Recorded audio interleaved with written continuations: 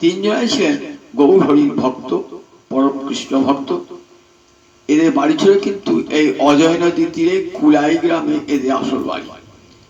এখন আপনারা যে গৌর বিগ্রহ দর্শন করেন না গৌরাঙ্গ মন্দিরে, এই বিগ্রহটি ওদের বাড়ির তৈরি। শ্রীখণ্ডে নরহরি সরকার ঠাকুরের শিষ্য ছিলেন, তাই ওখানে বৃহৎ নিম্বাস থেকে 3টি মূর্তি তৈরি করেছিলেন। একটি মূর্তি বড়টি হলেন কাটোয়াতে, মধ্যমটি চলে গেছিল বাংলাদেশে, আর ছোটটি আছে এখন শ্রীখণ্ডে। মধ্যমটিও পরে চলে আসেন এই এক চক্রে। যাই হোক, এই গোবিন্দ ঘোষের কথা বলছিলাম। মহাপ্রভু যখন একবার বৃন্দাবন যাবার ছল করে এলেন বাংলাদেশে, সেখান থেকে আবার ফিরে গেলেন, পুরী যখন ফিরে যাচ্ছেন তখন গোবিন্দ ঘোষ সঙ্গে ছিলেন।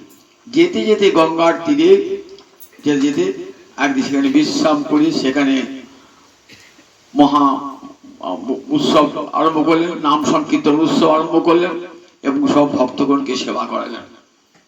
গ্রামবাসীরা সব নিয়ে এলো, চাল ডাল নিয়ে এলো, বিশাল উৎসব হলো। মহাপ্রভু ভোজন শেষে প্রসাদ গ্রহণ করে বলছেন একটু হরিত কি দাও। তখন গ্রাম থেকে নিয়ে এলেন গোবিন্দ ঘোষ হরিতকে, একটু দেরি বিলম্ব হলো। পরদিন ওখানে থেকে প্রসাদ ভোজন করে যখন চাইছেন তখন সঙ্গে সঙ্গে নিজের ধুতির আঁচল থেকে আঁচল বার করে দিচ্ছেন ওই আধখানা হরিতকে।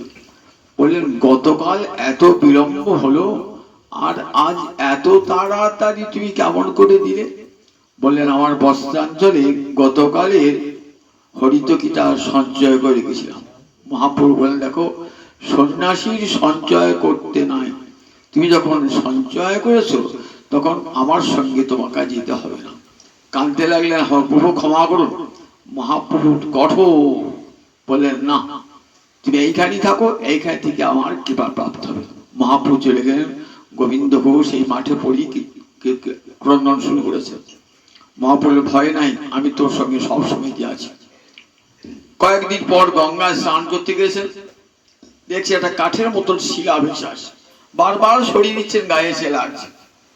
নিয়ে এলেন, রাত্রে আবার স্বপ্নে হচ্ছে ওই কাঠের মূর্তি না, ওটা কৃষ্ণ শিলা, ওটি দিয়ে তুমি গোপীনাথ মূর্তি তৈরি করো, ওই মূর্তিতেই হবে, ওই মূর্তিতে সেবা করলে আমার সেবা করা হবে। তখন যথাকালে এক ভাস্কর যাবে, সে নির্মাণ করবে। যথাকালে একটি ভাস্কর হইলেন এবং একটি সুন্দর গোপীনাথ মূর্তি নির্মাণ করলেন। মহাপ্রভু আদেশ করলেন তুমি তার পরিগ্রহ করো, সংসার করো। মহাপ্রভু আদেশে গোপীনাথ বিবাহ করলেন, একটি সন্তানও হল। কিন্তু কি আশ্চর্য খেলা দেখুন, কিছুদিন বাদে গোবিন্দ ঘোষের পত্নী মারা গেল। একটি সন্তান কি করে মানুষ করবেন? বহু কষ্টে মানুষ করেন, আমার গোপীনাথের সেবা করেন। আস্তে আস্তে ছেলেটিও গোবিন্দকে নিলেন, ছেলেটিরও মৃত্যু ঘটে গেল। তখন হাও হাও করে কাঁদছে গোবিন্দ, কেন আমাকে সংসার দিলে, আবার সেই সংসার তুমি নাশ করে দিলে প্রভু। সারাটা দিন পড়ে আছেন মন্দির ধর্ণা দিয়ে, অনেক সন্ধ্যা হয়ে গিয়েছে। গোপীনাথ বলছেন বাপের যদি দুটো ছেলে থাকে তাহলে একটা ছেলে যদি মরে যায় তাহলে আর একটা ছেলে কি খেতে পাবে না? তখন বলছে ঠাকুর দেখো, ওই আমার সন্তান, আমার ঔরসজাত সন্তান, ও আমার দেখো আমাকে পিণ্ড জল দান করবে, আমার শ্রাদ্ধ করবে, তাকে তুমি মেরে দিলে। আমি যদি তোকে পিণ্ড জল দান করি, আমি যদি তোর কাঁচা পড়ি, তোর শ্রাদ্ধ করি, বলছে তুমি করবে? বলে হ্যাঁ, আমি তো কথা দিলাম, আমি তোর শ্রাদ্ধ করব, কাঁচা পড়ি এবং পিণ্ড দান করব। তখন আবার গোবিন্দ ঘোষ সেবা দিলেন এবং কিছুদিন বাদ গোবিন্দ ঘোষের যখন পঞ্চত্ব প্রাপ্তি ঘটল, লোকান্তর প্রাপ্তি ঘটল, তখন সবাই গ্রামের লোক দেখেছেন যে গোপীনাথ নিজে কাঁচা পড়ে ঠিক যেমন করে ছেলে পিতৃ শ্রাদ্ধ করে তেমনি করে গোপীনাথ পিতৃ শ্রাদ্ধ করেছিলেন। আজকের দিকটি এই তার তিরোভাব তিথি, নিজ হাতে পিণ্ডদান করেছেন, কাঁচা পড়ে সবাই দেখেছিলেন।